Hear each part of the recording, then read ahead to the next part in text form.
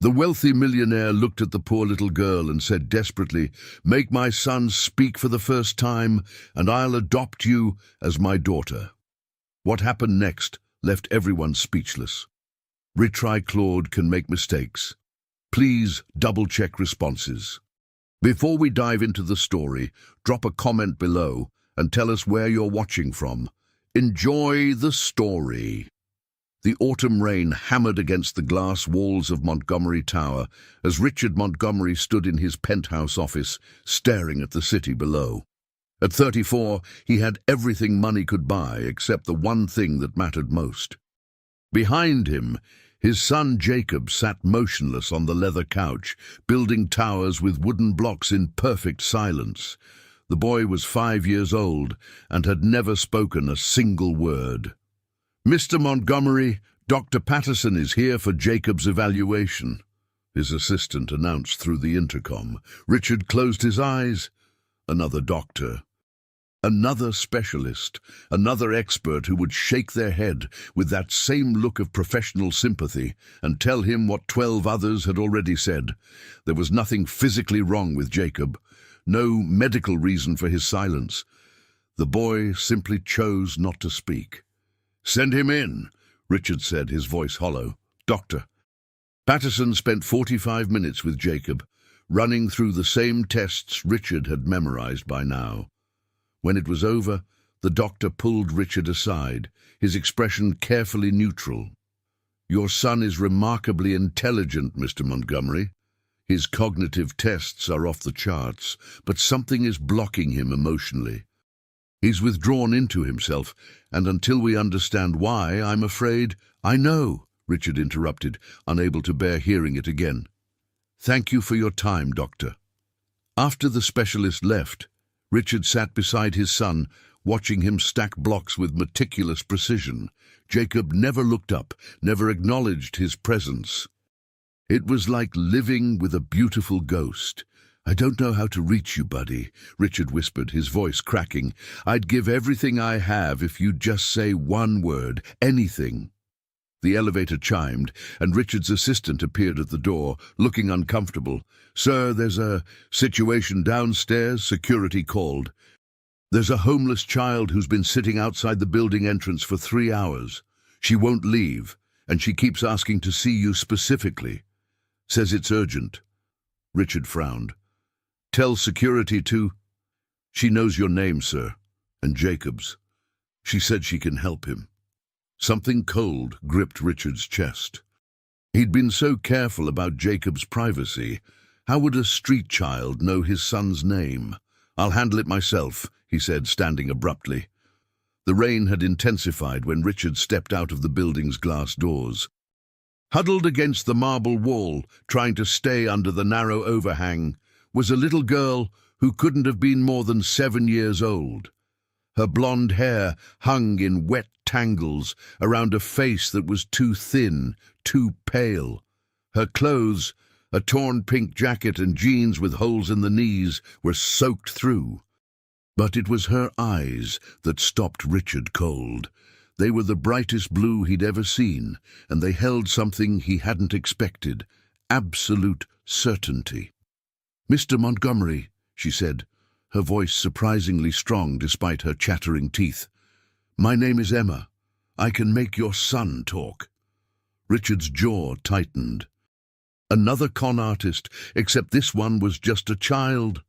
"How do you know my son's name?" "I know lots of things," Emma said simply. "I know Jacob stopped talking 2 years ago, right after his mama died. I know you've taken him to 14 doctors.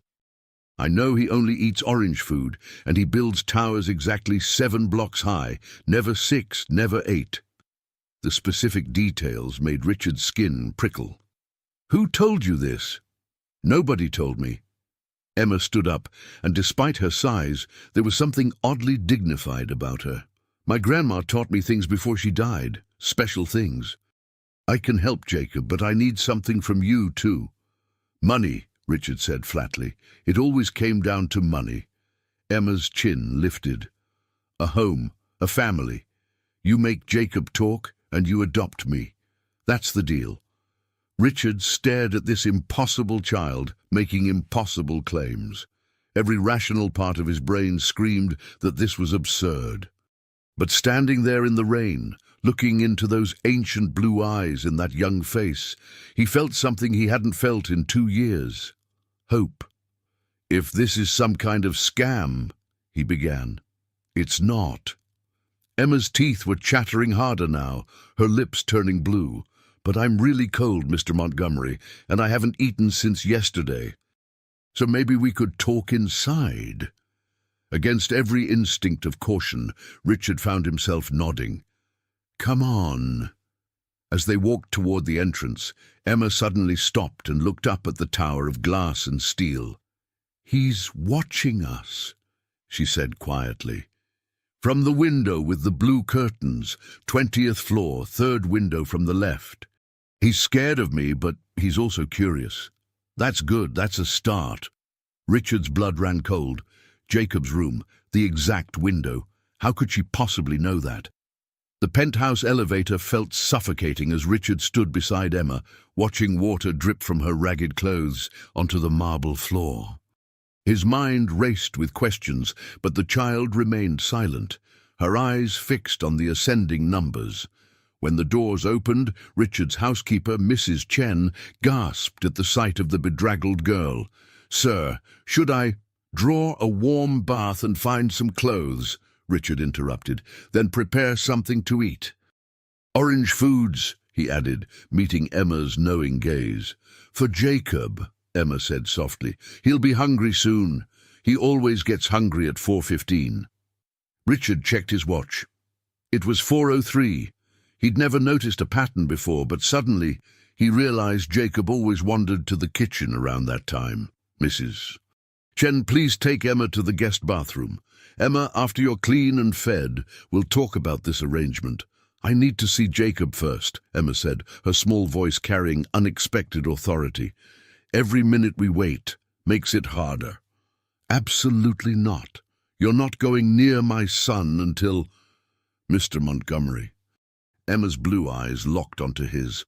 "Jacob is standing in the hallway right now. He heard the elevator. He knows someone new is here, and he's trying to decide if he should hide or investigate. If you make him wait, he'll hide. He always hides from new people." Richard's heart hammered. He strode quickly down the hallway and stopped short. Jacob stood at the intersection of corridors, his small frame half hidden behind the wall, one eye peeking around the corner. The moment he saw his father looking, the boy turned to flee. "Wait!" Emma called out, her voice gentle but clear. Jacob froze.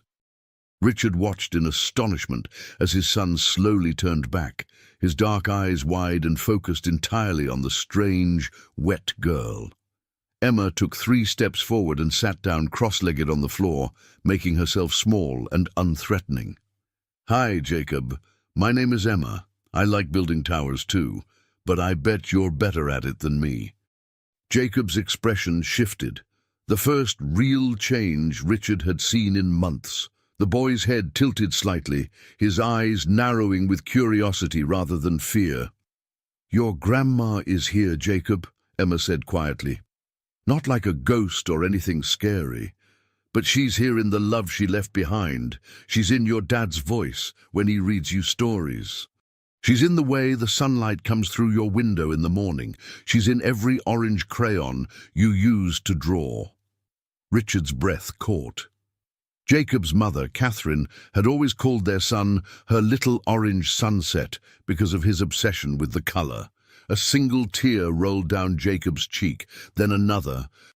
His small hands clenched and unclenched at his sides, and his mouth opened slightly, as if trying to form words that wouldn't come. "It's okay that you can't talk yet," Emma continued. "Your words got stuck when you got too sad. But they're still in there.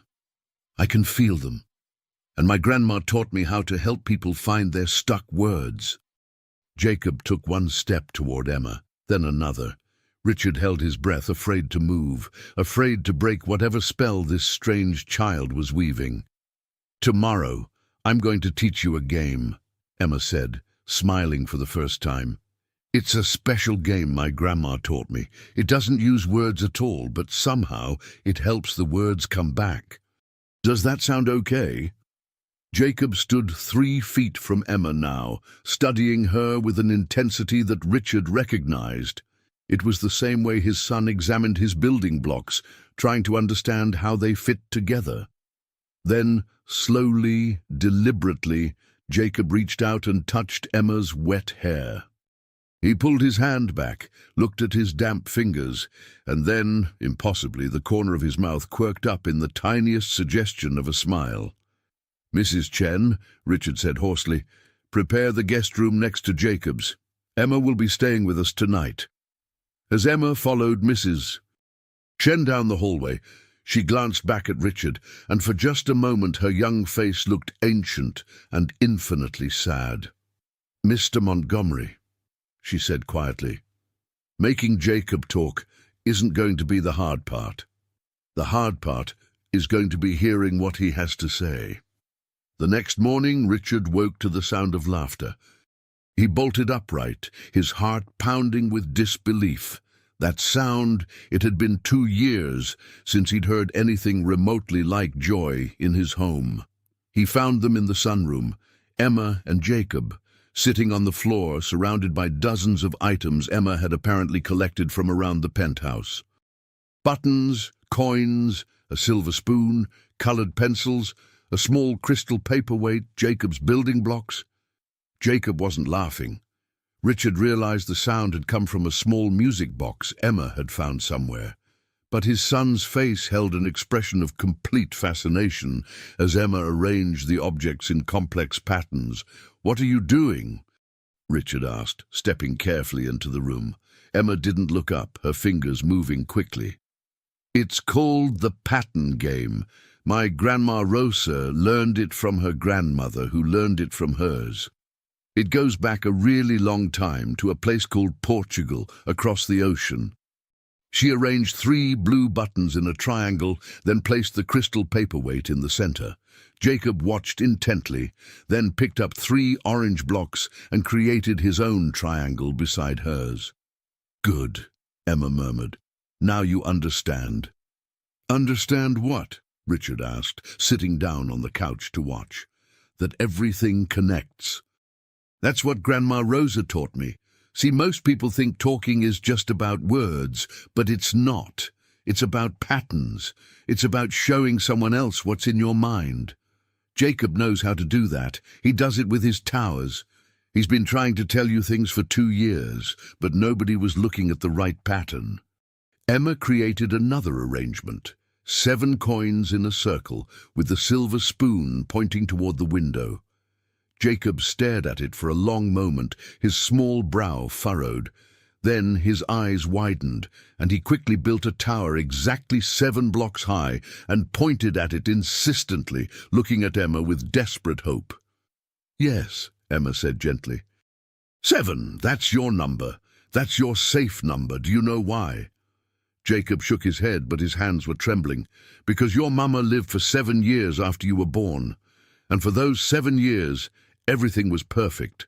So 7 became your safe number, the number that means love." Richard felt his throat close up. Jacob had been born when Catherine was 24. She died at 31, just after Jacob turned 5, 7 years. How had he never connected that? Jacob's face crumpled, tears streaming down his cheeks. But then he did something remarkable. He picked up 7 orange blocks and carefully arranged them in a heart shape, pointing at them, and then at a photo of Catherine on the side table. "She loved you so much," Emma said, her own eyes bright with tears. "And she still does. Love doesn't stop, Jacob. It just changes shape, like water. It can be ice or steam or rain, but it's still water. Your mama's love is still here, just in a different shape." Richard wiped his eyes roughly. "How do you know these things? You're 7 years old." Emma's expression turned distant. "Grandma Rosa took care of me after my mama and daddy died in the car crash. I was 4. She was really old, 82, but she was the smartest person I ever knew.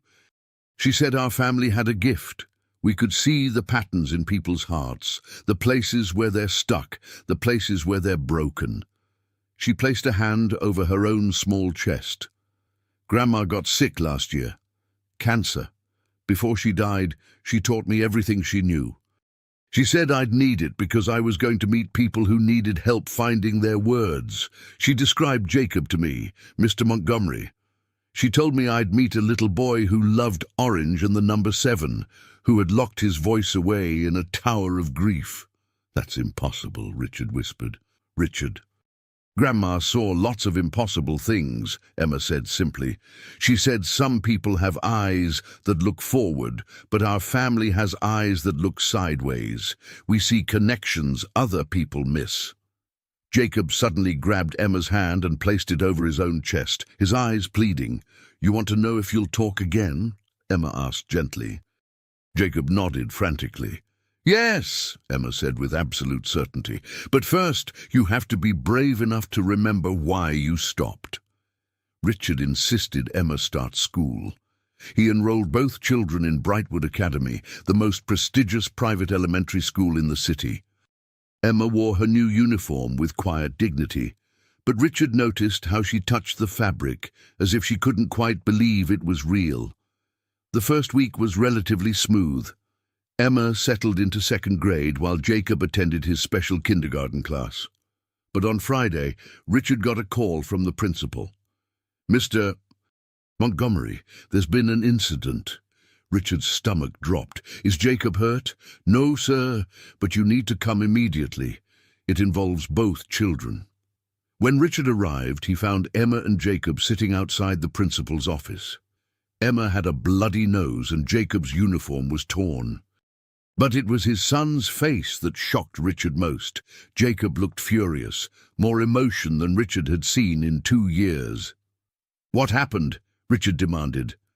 Principal Hewitt, a stern woman in her 60s, gestured for him to sit.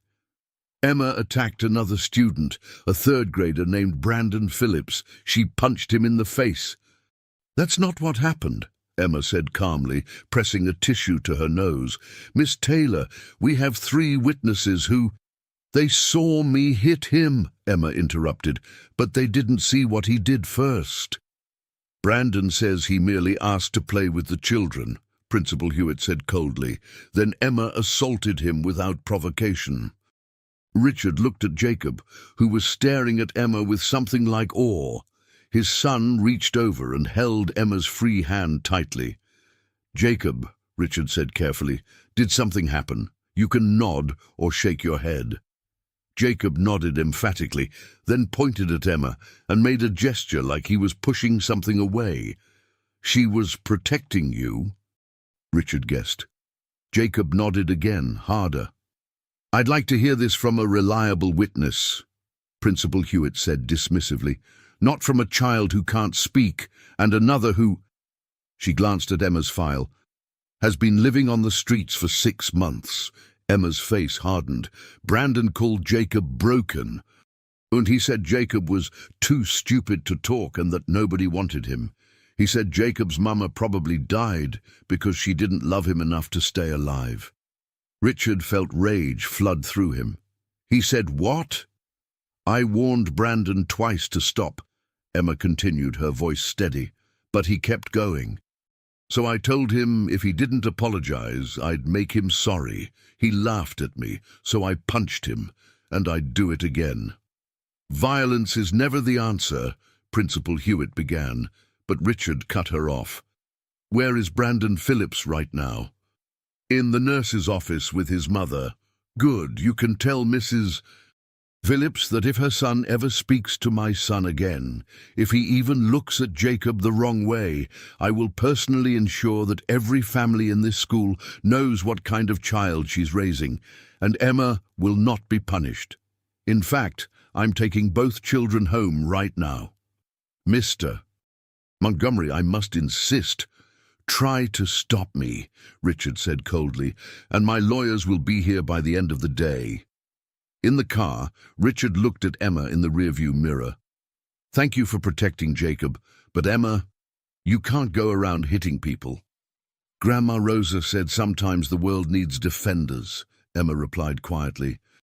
She said people like Jacob, people who are different or hurting, need someone to stand up for them. That's what family does. Jacob leaned his head against Emma's shoulder. Then he did something that made Richard nearly drive off the road. Jacob took Emma's hand and carefully arranged her fingers into a shape, then pointed at her and then at his heart. "He's spelling sister in sign language," Emma whispered, tears streaming down her face. "He wants me to be his sister." Richard pulled over, his hands shaking. He turned to look at these two broken children who had found each other, who were somehow healing each other in ways he didn't fully understand. "Emma," he said hoarsely, "I made you a deal. Make Jacob talk, and I'd adopt you. But I don't want to wait for that. I want to start the adoption papers now. If you want to be Jacob's sister, if you want to be part of this family, you already are." Emma sobbed once, pressing her hand over her mouth. Then she nodded, unable to speak. The adoption process moved quickly when you had Richard Montgomery's resources. Within 3 weeks, Emma officially became Emma Montgomery, though the final hearing wouldn't be for another 3 months. Richard converted the guest room into Emma's permanent bedroom, letting her choose the paint color and furniture. "Purple," she said immediately, "with stars on the ceiling."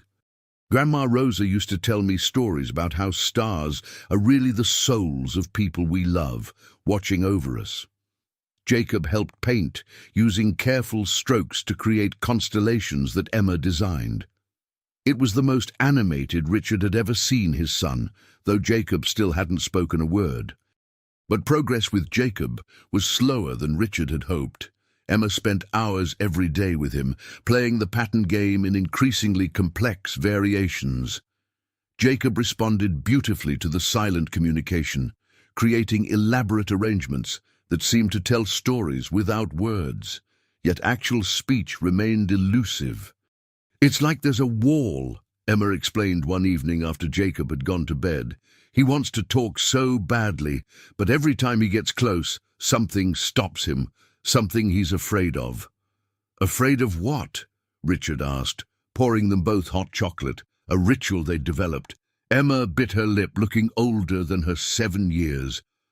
"I think Jacob heard something, the day his mama died, something that scared him so much he locked all his words away to hide from it." Richard's blood ran cold. "Catherine died in her sleep, sudden cardiac arrest. Jacob was at his grandmother's house that night." "Are you sure?" Emma asked quietly. "Of course Richard stopped. Actually, he wasn't sure. That night was a blur of horror and grief. His mother had called him at midnight, hysterical. Catherine had been found unresponsive. By the time Richard reached the hospital, his wife was gone. "Jacob was at your mother's house," Emma pressed. "Yes, we dropped him off that afternoon. Catherine hadn't been feeling well, and we thought—" Richard's voice broke. "We thought she just needed rest." "Can I meet your mother?" Emma asked. "Maybe she remembers something." Richard's jaw tightened. "My mother and I aren't on speaking terms. She blamed me for Catherine's death. Said if I'd been home instead of working late, I might have noticed something was wrong, called for help sooner. Was she right?" The blunt question hit like a physical blow. "I don't know," Richard whispered. "I've asked myself that same question every day for 2 years." Emma reached across and took his hand, a gesture that still surprised him, this easy affection from a child who'd lived on the streets. Grandma Rosa said guilt is like a poison. It seeps into everything until nothing tastes right anymore. She said the only cure is truth, even when truth hurts worse than lies. "Your grandmother sounds like she was a very wise woman." "She was the best person I ever knew," Emma said, tears welling. "After my parents died, she was all I had. And when she died, I thought I'd never stop being alone. But then I found you and Jacob." "How did you end up outside my building that day?" Richard asked. "You never explained that." Emma's expression turned strange, almost fearful. "I had a dream. The night before I came to find you. In the dream, Grandma Rosa took my hand and led me through the city. She stopped in front of your building and said, 'He's inside. The boy with locked words, the man with a locked heart. They need you, Mia. And you need them.' When I woke up, I knew exactly where to go. Emma, dreams aren't—" "I know what people think about dreams," Emma interrupted, "but Grandma had them too. She dreamed about my parents' accident 3 days before it happened. She couldn't stop it, but she dreamed it. She said our family sees things other people don't. Patterns in time, not just patterns in hearts." Richard wanted to dismiss it as childish imagination, but he couldn't forget how Emma had known about Jacob's window, his eating schedule, his number obsession. Details no one could have guessed. "There's something else," Emma said hesitantly. "In my dream, Grandma showed me something about Jacob. She showed me the moment he stopped talking, but it was strange, Mr. Montgomery. It wasn't sad in the dream. It was terrifying." Before Richard could respond, a blood-curdling scream shattered the night. Jacob. They ran to his room and found him tangled in his sheets, thrashing and screaming soundlessly, mouth open, face contorted in terror, but no sound emerging except desperate, gasping breaths. "Jacob!" Richard grabbed his son, holding him tightly. "Wake up, buddy. It's just a dream." But Jacob couldn't wake. His eyes were open, but unseeing, locked in whatever horror was playing behind them. Emma pushed past Richard and cupped Jacob's face in her small hands. "Jacob, listen to my voice. Follow my voice back. You're safe. We're here." Jacob's wild eyes focused on Emma's face. "Tell me what you see," Emma said urgently. "You don't have to say it out loud. Just show me." Jacob's hands moved frantically, grabbing at objects on his nightstand. He knocked over a lamp, seized his building blocks, and began stacking them with desperate speed. 7 orange blocks, his safe tower. But then his hands hovered over a blue block. His whole body began shaking. "The blue block," Emma breathed. "That's new. What does blue mean, Jacob?" Jacob's mouth opened, his face straining with enormous effort. His lips formed shapes, trying desperately to force out words that wouldn't come. "Blue," Richard said suddenly. "Catherine wore a blue dress the day she died, her favorite blue dress." Jacob collapsed against Richard, sobbing without sound, his small body racked with grief that had been locked away for 2 terrible years. And Emma sat back, her face pale with understanding. "Oh, Jacob," she whispered. "You were there, weren't you? You saw something. You heard something. And it was so awful that you buried your words to bury the memory." In the darkness of the bedroom, with his son crying in his arms, Richard felt the first fingers of true fear touch his heart. What had Jacob witnessed that night? And was Emma right? Was his son's silence not just grief, but protection from a truth too terrible for a 5-year-old mind to bear? Richard couldn't sleep after Jacob's nightmare. He sat in his study, staring at a photograph of Catherine he kept in his desk drawer, the one taken on their wedding day, her face radiant with joy, wearing that blue dress. A knock startled him. Emma stood in the doorway, clutching a worn stuffed rabbit that Richard had noticed in her room. "Can't sleep either?" he asked. Emma shook her head and sat in the chair across from him. "I keep thinking about what Jacob showed us, the blue block. I think we need to talk to your mother." "Emma, I told you." "I know what you told me, but Jacob needs answers, and I think your mother has them. Grandma Rosa always said that when you're looking for truth, you have to go to the people who are hiding from it." Richard studied this remarkable child. "When did you become so wise?" "I'm not wise," Emma said softly. "I'm just scared. Jacob's nightmare tonight was different. Worse. He's getting closer to whatever he locked away, and when he finally breaks through, it's going to hurt. Bad. We need to be ready with answers." "What if I'm not ready to hear those answers?" Emma's blue eyes met his steadily. "Then you're not as brave as your son. He's 5 years old, and he's been carrying a terrible secret for 2 years to protect you. The least you can do is be brave enough to help him let it go. The truth of her words hit Richard like a punch to the gut. You think Jacob saw something about Catherine's death? Something that would hurt me? I think Jacob saw his mama die, Emma said quietly. And I think maybe she didn't die peacefully in her sleep like everyone says. Richard felt sick.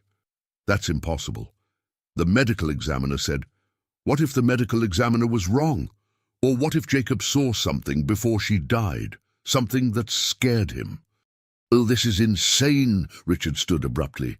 Emma, you're 7 years old. You can't possibly understand. My parents died right in front of me, Emma said, her voice suddenly hard. I was 4 years old, sitting in the back seat when the truck ran the red light. I saw my daddy's head hit the steering wheel. I saw my mama's body fold in ways bodies aren't supposed to fold. I heard sounds I still hear in my nightmares. So don't tell me I'm too young to understand, Mr. Montgomery. I understand exactly what Jacob is hiding from. Richard sat back down heavily, shame washing over him. Emma, I'm sorry. I didn't. It's okay, Emma said, her voice softening. Grandma Rosa said people forget that kids see everything. They think because we're small, we don't understand. But we understand too much. That's the problem. Is that why your grandmother taught you about patterns, to help kids who've seen too much? Emma nodded. She said our gift was meant to help people unlock the cages they build around their pain.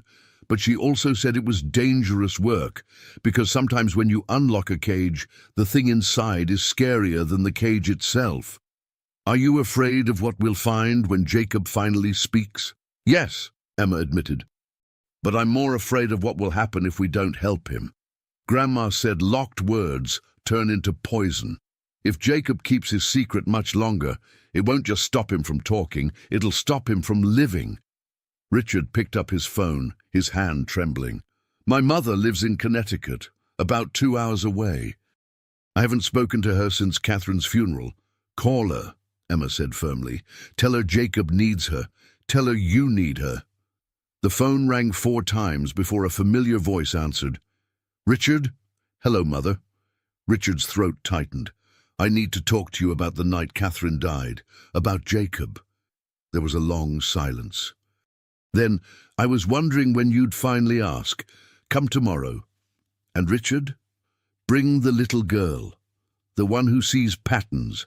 Something tells me we're going to need her gift. After Richard hung up, he looked at Emma in shock. How did she know about you? Emma smiled sadly. Because she has the gift too. It runs in families, Mr. Montgomery. I felt it the moment you said her name. Your mother is like me, like my grandma was. She's been seeing the pattern all along, waiting for someone brave enough to look at it with her. Richard felt the ground shifting beneath him, reality becoming something stranger and more frightening than he'd ever imagined. What are we going to find tomorrow, Emma? The truth, Emma said simply, and the truth is going to change everything. The drive to Connecticut felt endless. Jacob sat unusually still, sensing they were heading towards something important. Emma held his hand, humming a melody Catherine used to sing. Eleanor Montgomery's colonial mansion stood on 5 acres of pristine land. Richard hadn't been back since the funeral. As they pulled up, he saw his mother waiting on the front steps. At 62, Eleanor remained elegant, silver hair pulled back, posture perfect. But seeing Jacob emerge from the car shattered her composure. Her hand flew to her mouth, tears filling her eyes. "My sweet boy," she whispered. Jacob stared at his grandmother, expression unreadable. Then, slowly, he walked forward and stopped 3 feet away, studying her face with intense focus. "Hello, Jacob," Eleanor said softly. "I've missed you. I'm sorry I stayed away. I was a coward." Jacob's eyes moved to Emma. Eleanor's gaze shifted to the girl, and something passed between them, recognition that raised Richard's hackles. "You're Rosa Martinez's granddaughter," Eleanor said, statement not question. Emma's eyes widened. "You knew my grandma." "We met once, at a gathering of people like us, people who see patterns." Eleanor smiled sadly. Rosa was remarkable. I tried to find you after she passed, Emma, but you'd disappeared. You looked for me? Emma whispered. Rosa sent me a letter before she died, said her granddaughter would find the Montgomery family when the time was right, that you'd be the key to unlocking something that needed unlocking. Eleanor's expression darkened. She said it would be painful but necessary. Mother, Richard interrupted, what happened the night Catherine died? Eleanor aged 10 years instantly. Come inside. This isn't a driveway conversation. In Eleanor's study, surrounded by books and sunlight, she poured tea with shaking hands. Jacob, she began gently, what I'm about to tell your father will be hard to hear, but none of it was your fault. Do you understand? Jacob's body went rigid, his hands clenched. Jacob stayed with me that evening because Catherine felt unwell, Eleanor said. Around 8 o'clock, Jacob became hysterical. Screaming, pointing at the door, trying to run outside. It was as if he knew something terrible was happening. Mother, that's impossible. Catherine was 20 miles away. But Jacob knew. He felt it.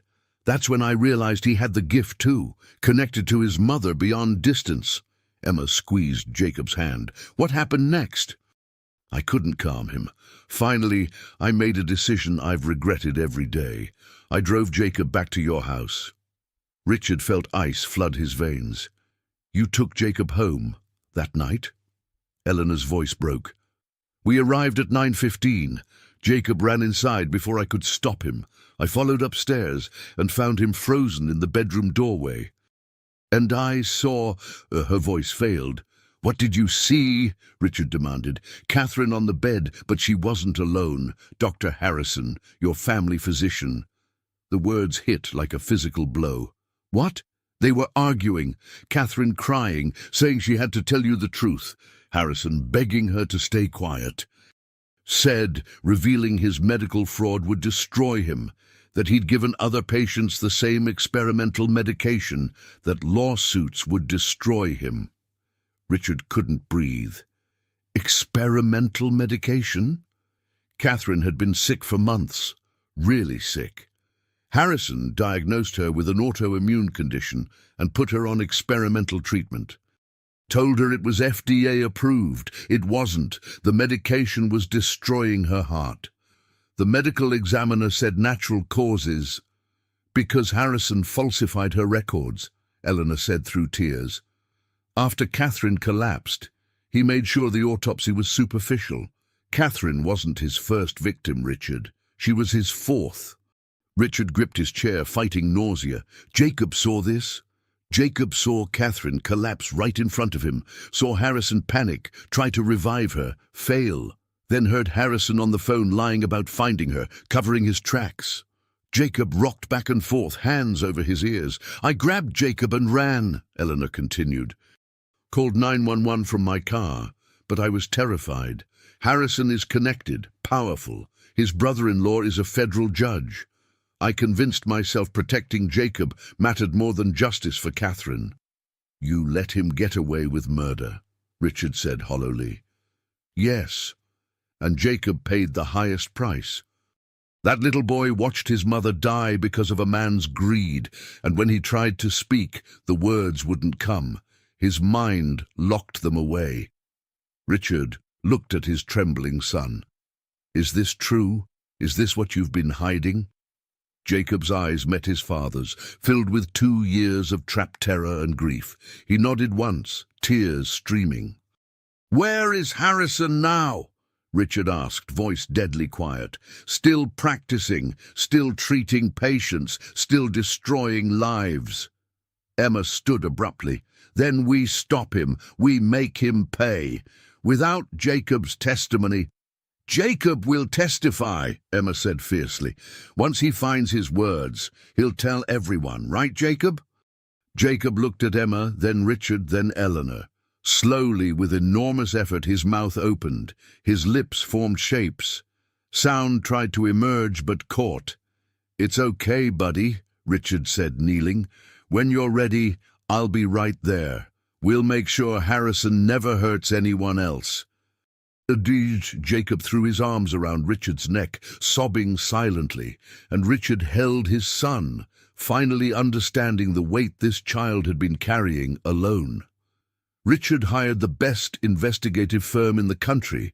Within 2 weeks, they'd uncovered a trail of evidence that made his blood run cold. Doctor, Marcus Harrison had been running unauthorized experimental trials for over 5 years, using medications that hadn't passed FDA safety protocols. Catherine was the 4th patient to die. "He's a monster," Richard said, pacing his study as Emma and Jacob played the pattern game nearby, still seeing patients, still prescribing God knows what. The police need to act," Eleanor said. She'd been staying at the penthouse, rebuilding her relationship with Jacob. "Evidence obtained through private investigators won't all be admissible," Richard's lawyer Thomas Chen pointed out. "The strongest case would be Jacob's eyewitness testimony, but he's 5 and doesn't speak," Richard finished bitterly. "Almost 6, Emma corrected quietly. "Jacob's birthday is in 3 weeks. Richard watched his son arrange colored blocks in complex patterns. Jacob had made remarkable progress. He could communicate complete thoughts through the pattern game, could nod or shake his head, but actual speech remained locked. "There's another problem," Thomas continued. "Harrison's been made aware someone is investigating. He's lawyered up with Klein and Associates. They're threatening lawsuits for harassment and defamation." "Let them sue," Richard said coldly. Emma stood suddenly. "Mr. Montgomery, can I talk to you? Alone?" In the hallway, Emma looked troubled. "You're angry, really angry, but Jacob can feel it." "Emma, your emotions affect him. Right now, all he feels is rage and hate. That won't help him find his words. It'll scare him more." "What do you suggest?" "Focus on healing, not revenge. Jacob needs to know speaking will help other people. He needs to know his words have power for good, not just for hurting." "Your grandmother was very wise," Richard said. "She used to say revenge is like drinking poison and expecting the other person to die. The only real power is choosing to heal instead of choosing to hurt back." That night, Richard sat with Jacob at bedtime. "I've been thinking about Dr. Harrison, about what he did to your mom, and I realized something. If we focus all our energy on punishing him, we forget about the people we could still help. People he might hurt if we don't stop him the right way." Jacob watched intently. "Your voice could save lives, buddy, not just by telling what you saw, but by making sure Harrison can never do this to another family. That's real power, the power to protect people." Jacob picked up 7 blocks and arranged them in a protective circle around a toy figure. Protection, safety. He pointed at the figure, then at his chest. "You want to protect other kids?" Richard guessed. Jacob nodded vigorously. "Then we'll do this together. When you're ready to talk, we'll make sure everyone listens." The next morning, Detective Sarah Walsh from the District Attorney's Office called. "I've been reviewing the information your investigators provided. I'd like to meet with you, and with your son, if possible." Walsh arrived that afternoon, sharp-eyed, 40s, with a gentle manner that put Jacob at ease. "I've worked with child witnesses before," she explained. "There are ways to communicate that don't require traditional testimony. Play therapy, art therapy, pattern recognition." Emma's eyes lit up. "The pattern game. Jacob's really good at patterns." "Could he show me what he saw that night?" Walsh asked carefully. Richard looked at Jacob. "It's your choice, buddy. Nobody will force you." Jacob stared at Walsh for a long moment. Then he walked to his room and returned with blocks, toy figures, colored paper, markers. For the next hour, Jacob created a scene, blue paper for the bedroom. A toy figure lying down, his mother, a tall, dark figure standing over her, Harrison. Red blocks scattered around, danger, pain. Finally, a small figure in the doorway, himself. "This is remarkable," Walsh breathed. "Jacob, can you show me what happened next?" Jacob's hands moved faster, the toy mother falling, the dark figure panicking. A phone, lies, fear. Did the man know you were there? Jacob shook his head, then made a locking motion over his mouth. You kept quiet to stay safe, Walsh said gently. That was very smart, Jacob. Very brave. For the first time in weeks, Jacob's expression softened. Someone understood. Someone believed. Mr. Montgomery, this is enough to open an official investigation, Walsh said. Combined with the medical evidence, we have probable cause. I promise I'll fight for justice for Catherine and Jacob. After Walsh left, Richard found Emma staring out at the city. You okay? He asked. I keep thinking about Grandma Rosa, Emma said quietly. She told me every person who uses their gift to help someone else lights a candle in the darkness. She said the darkness is always there, but as long as people keep lighting candles, it never completely wins. Jacob lit a candle today, Richard said. Yeah, Emma smiled, and it was really bright. Jacob's 6th birthday fell on a crisp October morning. Richard had planned a small party, just family, Emma, and a few kind children from school. Nothing overwhelming. When Jacob woke, he immediately began a new pattern. 7 orange candles arranged in a heart, 6 blue candles in a circle around them, 1 purple candle standing alone. What does it mean? Richard asked Emma quietly. Emma studied the arrangement, brow furrowed. 7 orange, his mama's love still here, 6 blue, his age now, his new beginning, purple. She gasped. Purple is my color. He's saying we're all connected. His mama's love led him to me, and I helped him reach his new beginning. That's beautiful, buddy, Richard said, throat tight. Jacob smiled, not his small, uncertain smile, but a real smile reaching his eyes. Then he pointed at the purple candle and made a gesture Richard recognized. Sister. The party was magical. Eleanor had decorated with orange and purple balloons. Mrs. Chen made Jacob's favorite foods, all orange. Emma created an elaborate pattern game scavenger hunt, leading to presents throughout the penthouse. The most remarkable moment came when Jacob opened Emma's gift. A handmade book, every page filled with patterns and illustrations Emma had drawn. The title read, The Boy Who Kept His Words Safe Until He Found His Sister. Jacob traced the pictures with his fingers, tears streaming. The story showed a sad boy, building towers of silence, then a girl with bright eyes teaching him that patterns could speak. Finally, the boy and girl together, surrounded by love and light. On the last page, Emma had written, Every voice deserves to be heard, and every heart deserves to be understood. Happy birthday, Jacob, your sister Emma. Jacob threw his arms around Emma and held her tight. The other children watched in awed silence. Make a wish, Eleanor said gently, lighting the candles on Jacob's cake. Jacob closed his eyes. His lips moved silently, forming words only he could hear. Then he opened his eyes and blew out the candles in one breath. What did you wish for? One child asked. Jacob looked at Emma, then Richard, then Eleanor. His mouth opened, his chest rose, and with enormous effort a sound emerged, scratchy, barely audible, but unmistakable. F-fa. The room went completely silent. Richard's heart hammered. Jacob's face scrunched with concentration. Family. Emma burst into tears. Eleanor's hand flew to her mouth, and Richard dropped to his knees. You spoke, Richard whispered. Jacob, you spoke. Family, Jacob repeated stronger.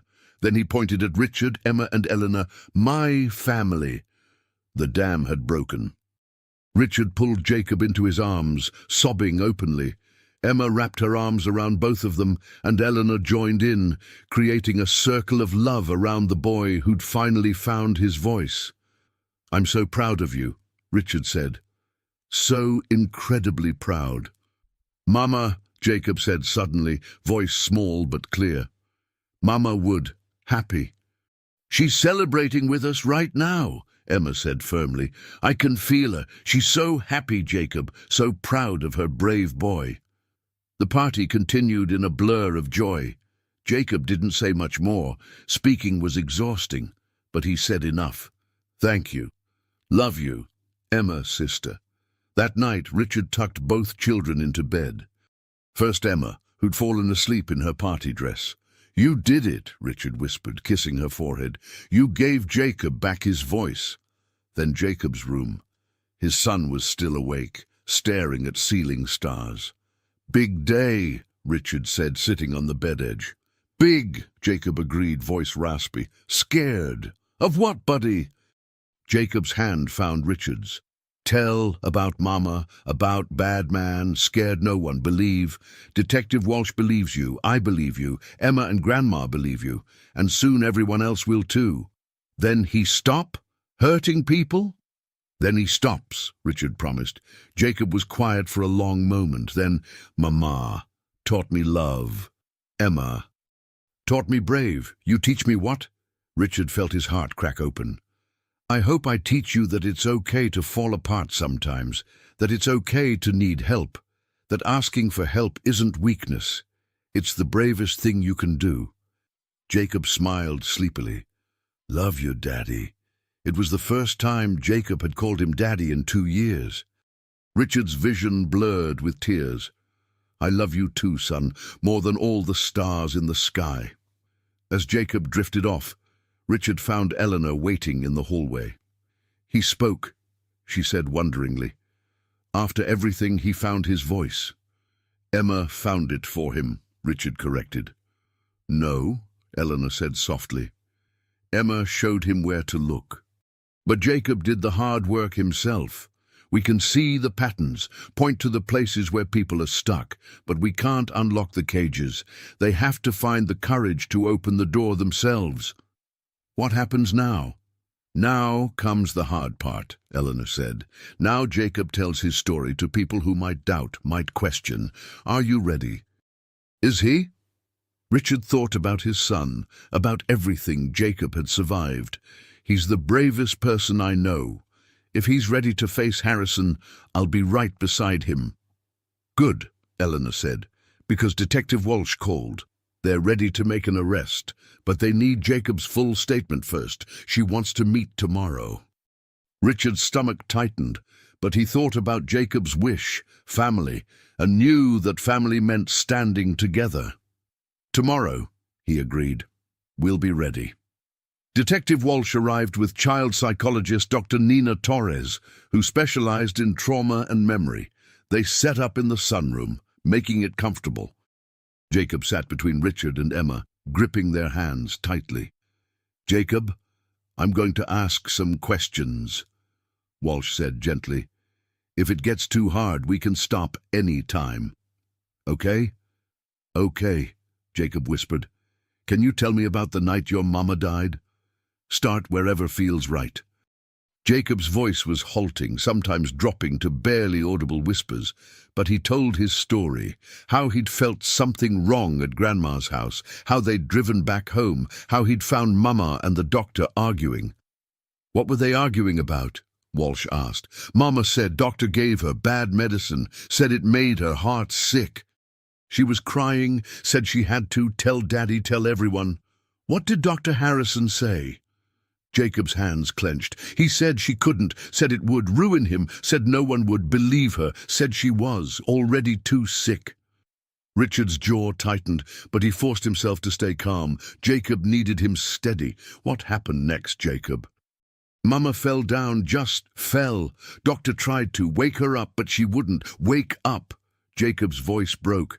I wanted to help, but I was scared. Did Dr. Harrison see you? No. I hid behind the door. I heard him on phone. He was lying. Said he just found her. Said he didn't know why she was sick. You were very brave to remember all this, Walsh said. Can you tell me? Are you absolutely certain the doctor said he gave your mama medicine that made her sick? Jacob nodded firmly. He said it was supposed to make her better, but it didn't. It made her die. Dr. Torres leaned forward. Jacob, sometimes when scary things happen, our minds can mix up what we saw and what we thought we saw. I need you to think really carefully. Did you actually hear Dr. Harrison say he gave your mother medicine? Or did you understand that from what they were talking about? Jacob looked at Emma, who squeezed his hand encouragingly. Then he turned back to Dr. Torres. I heard him. He said, the protocol was supposed to work, Catherine. The other patients showed improvement. Then Mama said, the other patients didn't have children, didn't have families. You used me as a guinea pig, Marcus.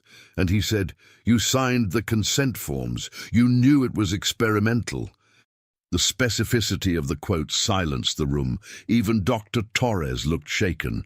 You remember his exact words? Walsh asked carefully. I remember everything, Jacob said quietly. I couldn't forget, even when I couldn't talk. I remembered every word, every night, in my dreams. Richard pulled Jacob close. It's okay, buddy. You're doing amazing.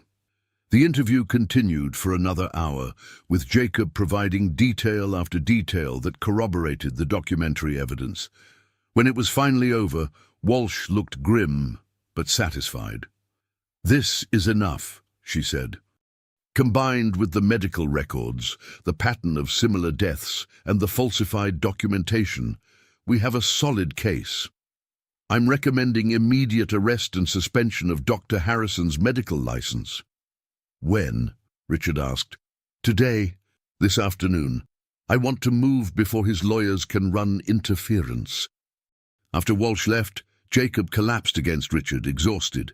Emma brought him orange juice and crackers. You did it, Emma said softly. You were so brave. Tired, Jacob mumbled. But before Richard could move, Jacob's grip tightened. Daddy, what if talking isn't enough? What if he gets away? It was the fear haunting Richard too. The justice system wasn't perfect. Powerful men with expensive lawyers sometimes walked free. Then we keep fighting, Richard said. But Jacob, even if the worst happens, you've already won. You found your voice. You told your truth. Nobody can take that away. Emma added, and Grandma Rosa always said the universe keeps accounts. Maybe not how we expect, maybe not when we want, but truth has a way of winning eventually. Jacob thought about this, then nodded. Mama knew the truth. She was going to tell. I'm finishing what she started. Yes, Richard said, voice thick with emotion. Yes, you are. That evening, Walsh called. We have him in custody. Doctor. Marcus Harrison was arrested at his office at 3:47 p.m. He's being charged with 4 counts of involuntary manslaughter, medical fraud, evidence tampering, and conspiracy to cover up medical malpractice. Richard closed his eyes, relief washing over him. Thank you. Don't thank me yet. His lawyers are already working on bail, but Mr. Montgomery.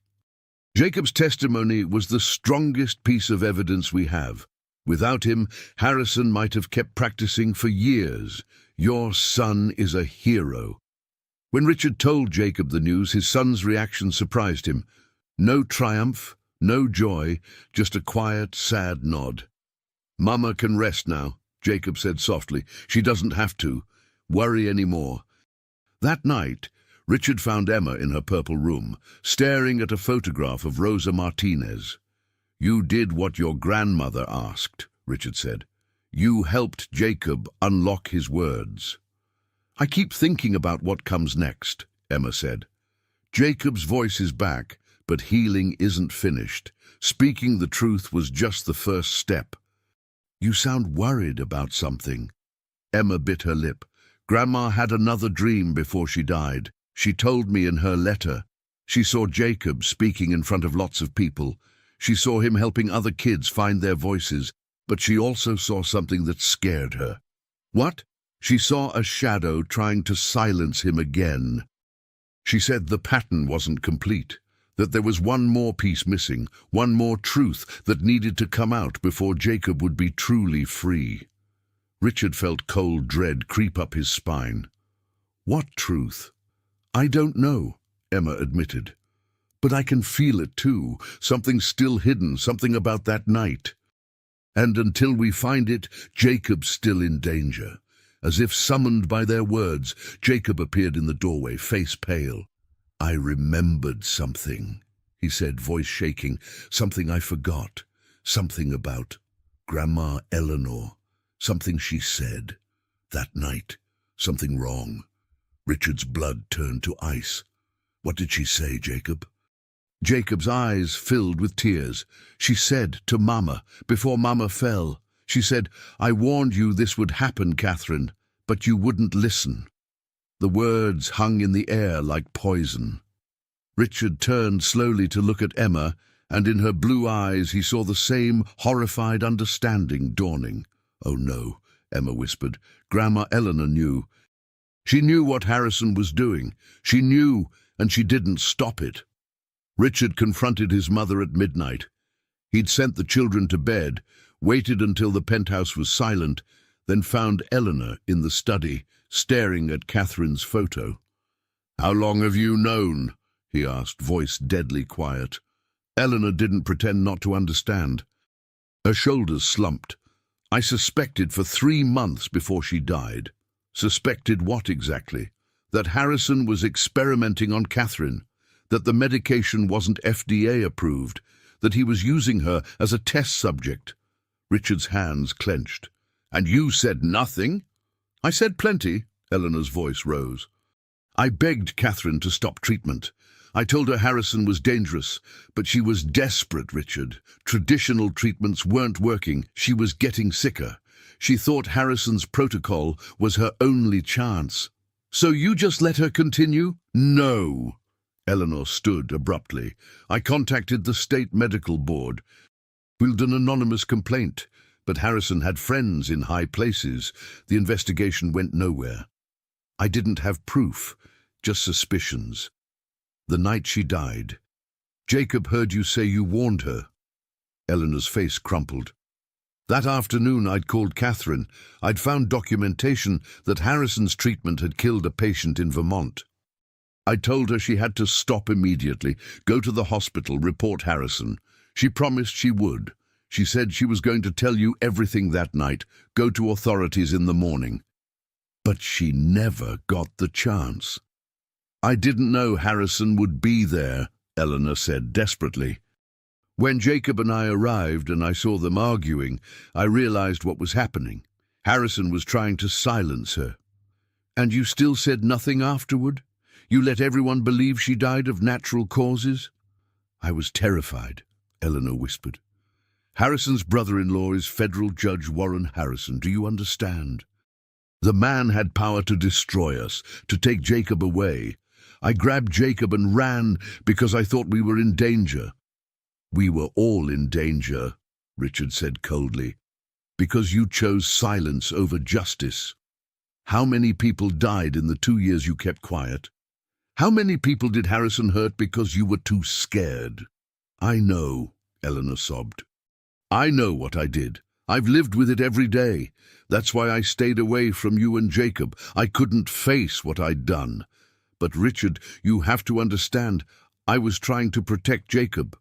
By teaching him that powerful people can commit murder and get away with it, by showing him that family doesn't fight for justice. The words hit Eleanor like physical blows. She sank back into her chair, broken. What do we do now? She asked quietly.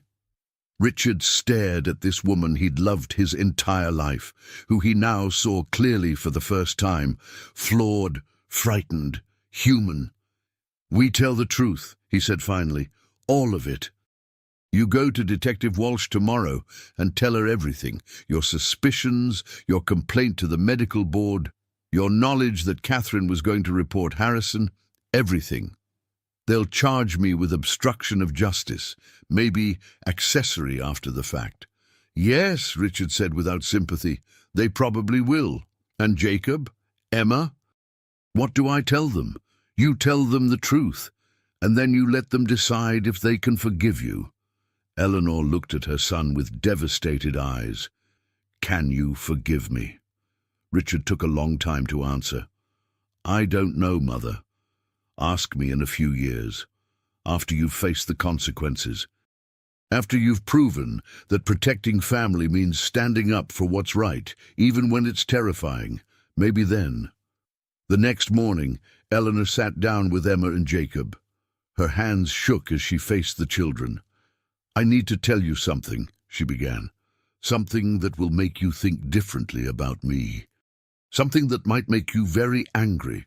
Emma's blue eyes studied her carefully. You knew about Dr. Harrison before Mrs. Catherine died, and you didn't stop him. Eleanor's breath caught. How did you— The pattern was always there, Emma said softly. I just didn't want to see it, the way you avoided talking about that night. The way you looked at Jacob sometimes, not just with love, but with guilt. Jacob looked between them, confusion and hurt warring in his expression. Grandma, you knew? I suspected, Eleanor said, tears streaming, but I was afraid. I filed a complaint, but when nothing happened, I chose silence instead of fighting harder. I chose what felt safe over what was right, and because of that your mother died, and you lost 2 years of your voice. I am so sorry. Jacob's small face went through a dozen emotions: anger, betrayal, sadness. Finally, something like understanding. You were scared, he said quietly, like I was scared. You locked your words away too. The simplicity of his forgiveness shattered Eleanor. She dropped to her knees before her grandson. I don't deserve your understanding, she sobbed. Grandma Rosa said everyone deserves a chance to make things right, Emma said. She said courage isn't about never being afraid. It's about being afraid and choosing right anyway. You were afraid before, but you're being brave now. That counts. Does it? Eleanor asked desperately. Yes, Jacob said firmly, because now you're helping. Now you're making sure. The bad man can't say he didn't know we were telling truth. Now you're a witness. Eleanor went to Walsh that afternoon and gave a full statement. By evening, the case against Harrison had grown substantially stronger. By morning, his bail was revoked. But consequences for Eleanor were severe. She was charged with obstruction of justice. Her name was in every newspaper. Reputation destroyed. Friends stopped calling. Through it all, Jacob and Emma visited daily. They played the pattern game with her, teaching her the language of courage. Your grandmother is very brave now, Emma told Jacob. She's facing everyone judging her. She's not hiding anymore. I'm proud of her, Jacob said simply. She was lost, but now she's found, like me. Richard overheard and felt something shift in his heart. His son was right. Eleanor had been lost in fear and guilt, just as Jacob had been lost in silence. Both were finding their way back to truth. Maybe forgiveness wasn't about excusing what someone had done. Maybe it was about recognizing that everyone carries wounds, everyone makes mistakes, and the real measure of a person was whether they had courage to face their failures and try to do better. I think I can forgive her eventually, Richard told Emma. Not yet, but someday. That's okay, Emma said. Grandma Rosa said forgiveness is like healing a bone. It takes time, and if you rush it, it heals wrong. But if you give it the time it needs, it comes back strong. 6 months later, Richard stood in the back of a packed auditorium, watching his son on stage. Jacob, now 6½, stood at a microphone, small but steady, addressing 300 people at the Children's Advocacy Summit. My name is Jacob Montgomery. His voice rang clear through the speakers, and for 2 years I couldn't talk. Not because I didn't have words, but because I was too scared to use them. Emma sat in the front row, beaming with pride. Beside her, Eleanor watched with tears streaming down her face.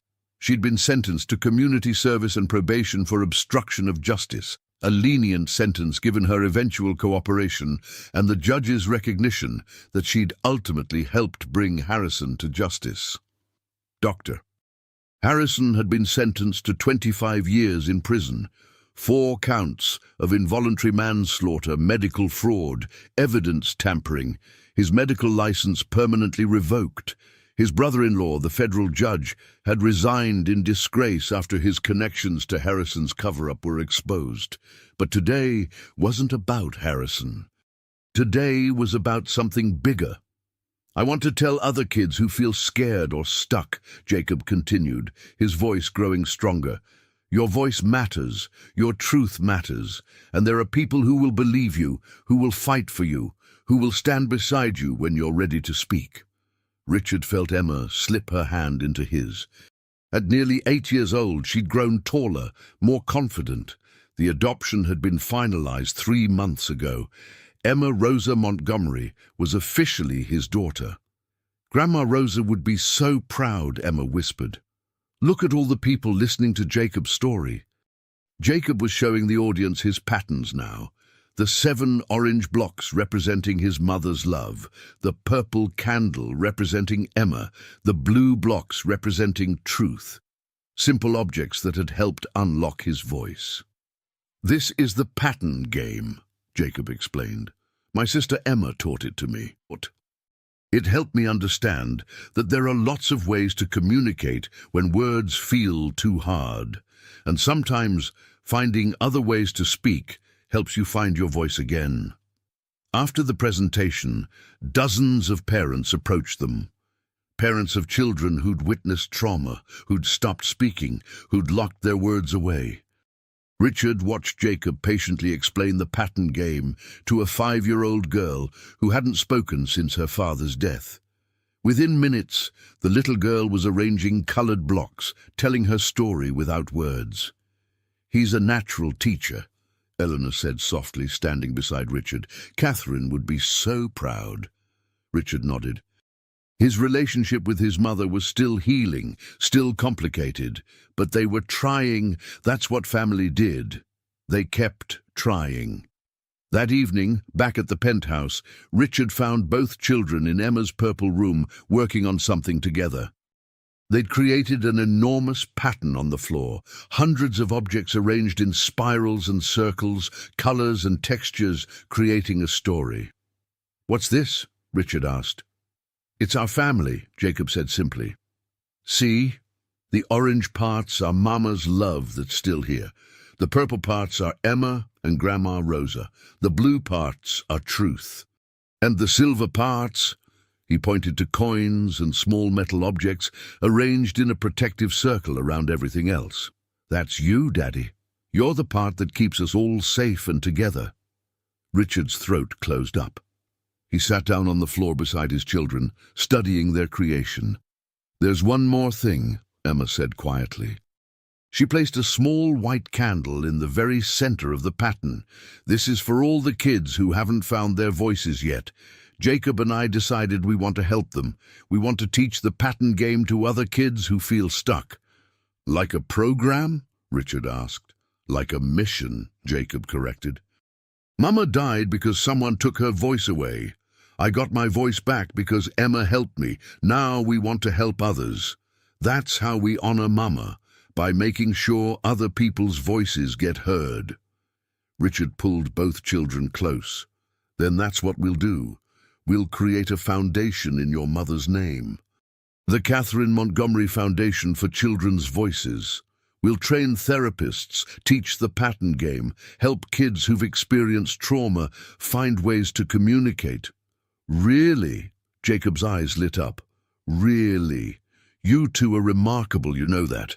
You've taught me more about courage and healing than I ever thought possible."